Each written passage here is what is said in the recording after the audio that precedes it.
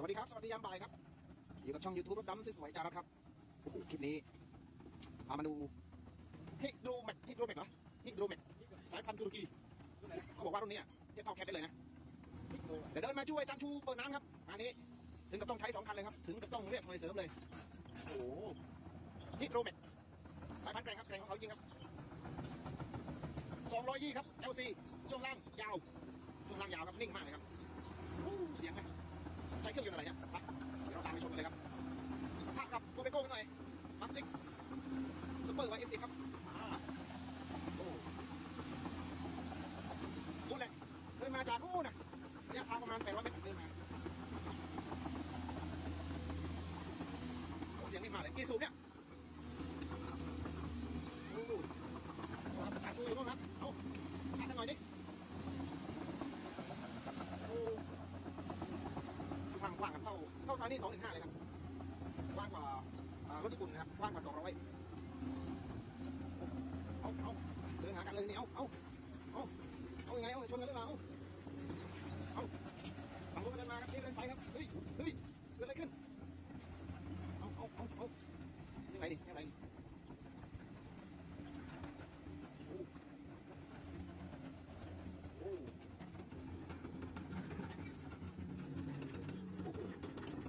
อันนี้ก็เดินมาจากนู่นครับยังไงสับเปลี่ยนกันหรือเปล่าหรือยังไงเอานู่นเดินไปนู่นครับภารกิจครั้งนี้ครับมาเปิดทางน้ำครับดูว่าจะไปทางไหนครับเดินไปทางนี้เลยเหรอช่วงล่างยาวครับไม่ต้องกลัวจมนี่จิ้มดูก่อนครับโอ้โหกี่ไหมผู้เล่นเครื่องครับดูแต่ไกลพุ่งกี่น้อยครับแต่ว่าพุ่งกี่ลึกยาวไม่มีเสียงพุ่งกี่เลยเน้นจับ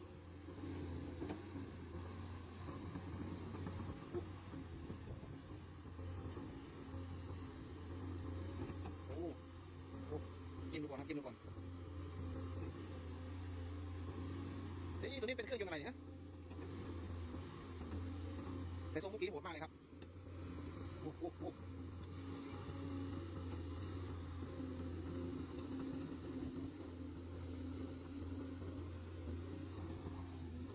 พี่ระวังนะปึ๊บเปิดห้องน้ำครับจะสูบน้ำครับเมื่อกี้ลึกเนาะลึกไหมลึกจอดดินแข็งอย่างนี้เลยเนี่ยดีเลยเนี่ยแต่ถ้าขุดดินเหนียวก็ลำบากหน่อยแทรกดินยากหน่อยปึ๊บแข็งอยู่ปึ๊บนี่จิ้มดูก่อนครับกลัวจมโอ้โหเสียงดีมากเลยครับนี่เสียงปั๊มไม่มีหอนเลยนี่มันใช้ปั๊มอะไรทำไมเสียงปั๊มไม่มีหอนเลยเงียบมากเลย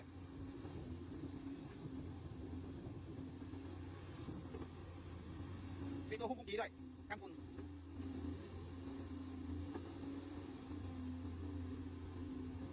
แต่ความเร็วไม่เร็วเท่าไหร่เนาะมันแบบนิ่มเสมอเห็นบางคนบอกว่ารุ่นนี้จะเป็นคล้ายๆแคทนะครับเฮ้ยถ้าทำสีแคทก็เหมือนแคทเลยนี่ดูหัวเก่งมากคล้ายๆกันเลยต่างกันแค่สีนี่ลองทำสีแคทดูดูไม่ออกเลยโอ้จิ้มดีแท้โอ้เราจิ้มดูครับเรากลัวครับโอ้โหมันดูแบบสีแบบโคตรเลยครับสีแบบบึ้นๆเลยเหมือนวอลโว่รุ่นนี้ผมยังไม่เคยขับนะไม่รู้ว่าคอนโทรลนิ่มแค่ไหนครับ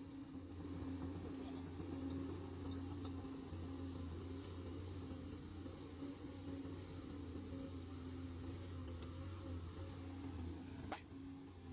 เดี๋ยวผมจะเดินทางไปซื้อสายนะครับเดี๋ยวรอเดี๋ยวกำลังจะไปอยู่ที่ชูอยู่เดี๋ยวเอาสายไปทำบุญกับถวายวัดหลวงปู่ผานะครับเพราะว่าผมได้อธิษฐานในใจไว้ว่าถ้าได้เงินที่ตามอยู่นะครับถ้าได้ครบขึ้นมาผมจะทำบุญถวายทรายให้วัดหลวงปู่นะครับตอนแรกว่าจะเอามาพ่วงหนึ่งครับเลยตอนนี้รถดำทีมงานว่างก็เดี๋ยวเอารถดำไปใส่กันเลยไปเดี๋ยวเอาทรายกันดีกว่าครับไปถวายวัดหลวงปู่ครับกันใหม่แล้วกันนะครับเนาะไปเอ็กอยากชูอยู่ตรงนี้ครับไปนั่งงานไว้ นี่มาดูเจ้าเอ็กอันซิ่งครับขับรถไถฟอร์ด4630ครับวันนี้ติดสติ๊กเกอร์3930ตัวนี้ใช้โล3ในการดันครับตู้แรงมากเลยครับดูอ่ะใช้โล3ครับการดันฝั่งนู้นเขาจานชูครับกับเจ้ายักษ์เขียวทำงานอยู่โอ้ไทยยังหน้ามาเพราะว่าดันไม่ได้กินหรอกเนี่ยคันนี้มันดันแบบสบายๆเลยดูอ่ะน้ำหนักมันได้ครับโอ้แรงโอ้เอาแล้วบอดี้ดินแล้วยูดูโอ้ไม่ดับไม่ใช่ตัวถุงเอาเป็นดับครับ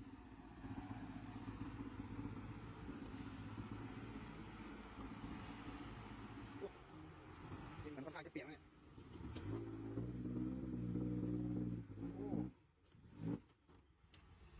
โอ้ติดกระบะตรง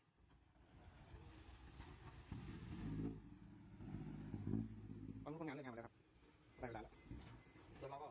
เดี๋ยวอีกไม่กี่ที่เราก็เลิกแล้วเราจะพาไปดูทางในป่าปามครับทุลักทุเลมากเลย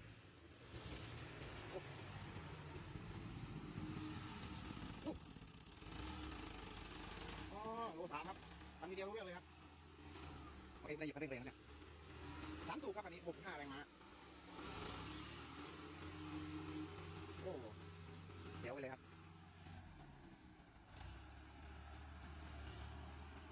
เดี๋ยวผมว่าใบมีดมันแคบไปหน่อยเนาะถ้ามันได้ออก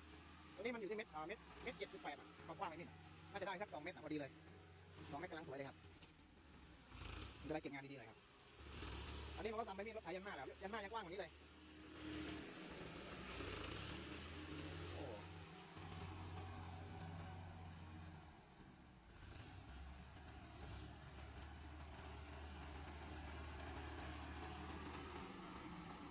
ที่คันหน้าฝั่งขวาตัวเนี้ยก็ยังรั่วอยู่ยังซึมอยู่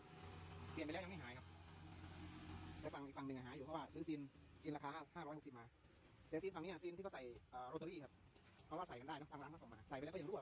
ไม่รู้ว่าเราใส่ผิดข้างกับด้านหรือเปล่านะรั่วนะเหนียวเราโบให้จมเลยเรา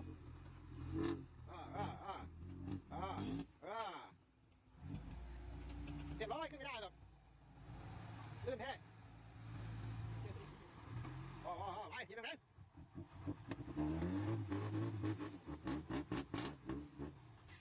ถอยหน่อยโอ้ไปว้าไป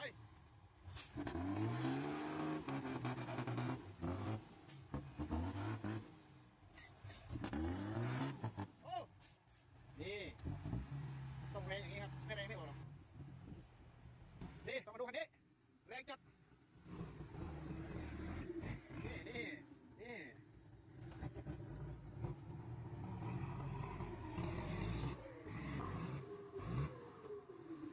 เรียบร้อยมาดูกันครับฝีมือของแต่ละคนครับนี่ทำไหมครับได้ฝาท้ายไหมครับฝาท้ายไหมครับดูเลย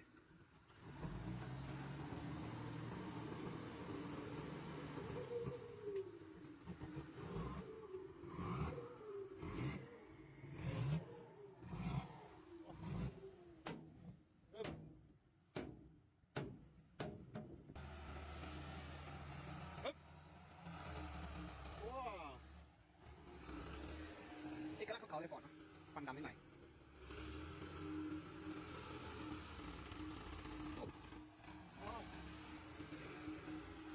แรงจริงครับช่วงชักมันคนละอย่างกับโมต้าเลย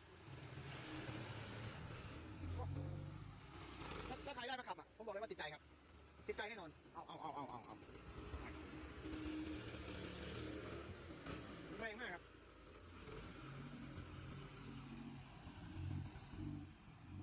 พ่อ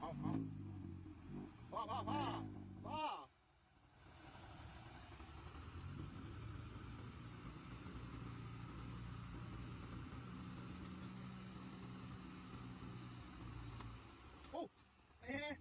ขึ้นก้อนหินครับกระบะใครเนี่ย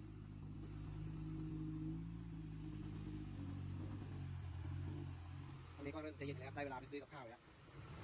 วันนี้ก็มีผัดเผ็ดกบจะซื้อปลาทูมาให้ทำน้ำพริกปลาทูหน่อยครับนี้งานไม่กินครับส่วนตรงนี้ผมก็ไม่อยู่เลยครับก็พากันทำงานกันเองแล้วกันเดี๋ยวจะเติมน้ำมันไว้ให้เต็มถังเลยเติมน้ำมันให้ทุกคันเต็มถังเลยครับเจอกันใหม่คลิปหน้าครับสวัสดีครับบ๊ายบายครับผมสวัสดีครับผมดูแลสุขภาพด้วยนะครับช่วงนี้โควิดไม่รู้ใครเป็นไม่เป็นนะดูแลกันเลยเด้อไม่รู้ใครเป็นไม่เป็นหรอกจะระวังตัวยังไงเนาะลาทุกท่านวันนี้กันสวัสดีครับ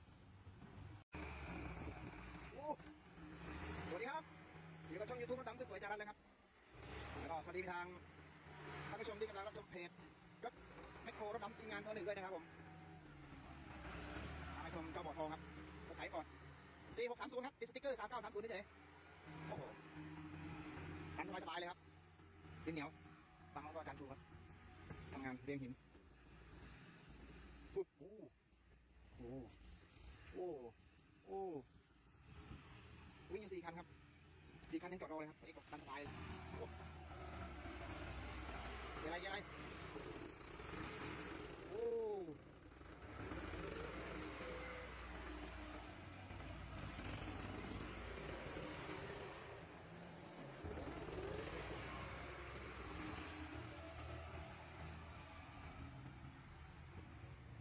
เลย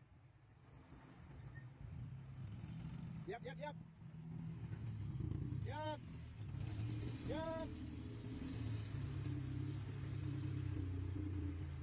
ห่วยเย็บหน่อยพูด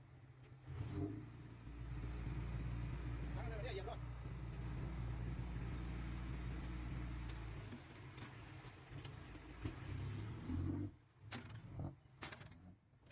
เลยครับโอ้อัดกองเลยป่ะ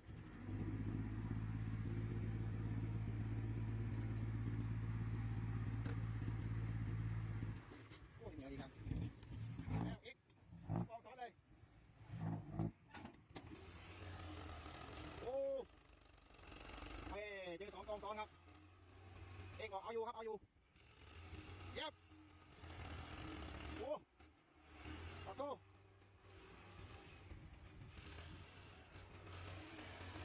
โอ้สบายเลยอ่ะ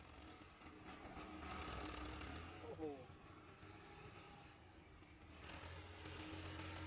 โอ้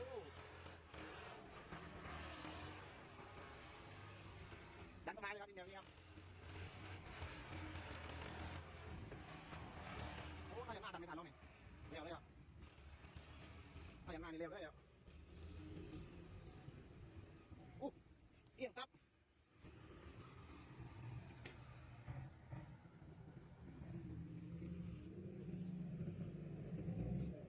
อย่าไปมองตาเนี่ยและโอ้เนี่ยอย่าแบบเนี้ยไม่ใช่อย่าปล่อยมาครับพอมาติดแล้วก็ดิ้นเอา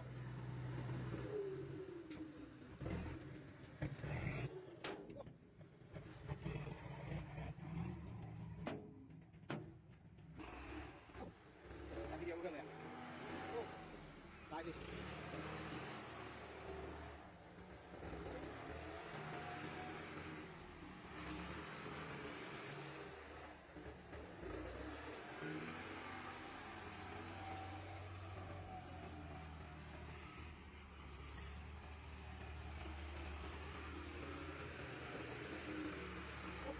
โอ้มันดีมากเลย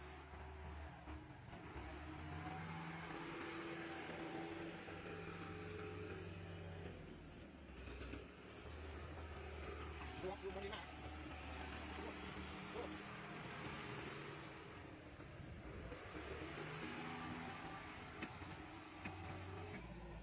เย็บเย็บและแล้วแรงอย่างน้ำตาลทุกคันนี่สบายเลยคันอื่นมีแต่ถอยไม่ถึงแล้วก็ดิ้นครับเดือดร้อนมากเลยขึ้นไปกับน้ำตาลดีกว่าเดือดร้อนเรื่อยโอ้ไม่ไหวว่ะโอ้เรานั่งเลย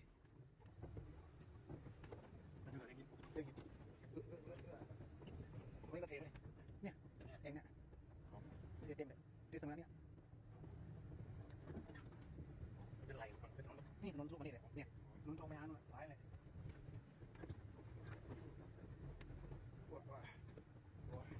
ตั้งว่าไปยังตั้งว่าไงตั้งเป็นตรงนี้ไปเส้นไหนเส้นตรงนี้ตั้งไปเกือบถึงแล้วว่าลงทางที่3 ต้น 3 ต้นโอ้เดี๋ยวเลยไปลงนั่งโต๊ะทางอะไรนะเพราะมันเป็นสมองใช่ไหมไม่ต้องซ้ำเลยดึงได้อยู่เส้นนี้นวดไปเรื่อยๆเข็มนี้ต่อที่แรกกันไปอยู่มาเรื่อยๆโอ้มีทางให้วิ่งเยอะครับตอนนี้3 ทางแล้วเราจะมองน้ำตันดูความร้อนดีๆเนี่ยโอ้เราเดินทางแล้วเดี๋ยวผมตามไปดูว่าเดี๋ยวเจอกันใหม่คลิปหน้าแล้วกันนะครับสวัสดีครับผมไปหาน้ำกินก่อนร้อนสวัสดีครับรับสวัสดียามเช้าครับอยู่กับช่องยูทูบรถดำสวยๆจ้าครับโอ้พี่ไทยไปไหนโอ้หายหน้าหายตาเลยไปดูอาจารย์ชูทำที่เอาเจ้าบัวทองลงครับโอ้ไม่มีอย่างเงี้ยใช้ไฟถ่ายเด็กแล้วพ่อเนี่ย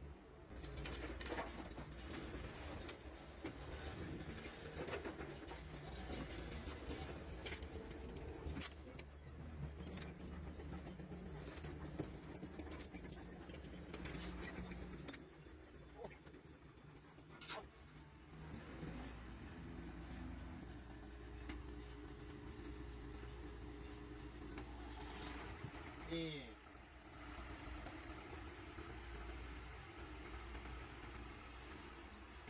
ลงได้ไหมลงได้ไหม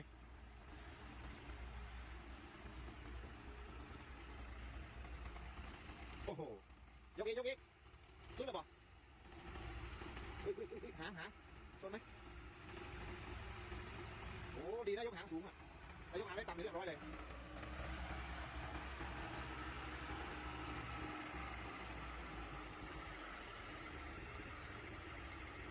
นี่เอาไปเลือกจอดไว้ตรงไหนดีครับเอ๊ะทางลงทุ่งนาตรงนั้นหน่อยเด้อลงมุมนั้นน่ะเนี่ยมุมเนี่ยให้มันลงมุมนี้แล้วก็ขึ้นตรงนั้นลงกันได้อะเนี่ยไอ้ทุ่งนาเดียวเนี่ยลงนี่แล้วก็ขึ้นตรงนั้นได้ให้มันไว้หลบกันเลยเสีย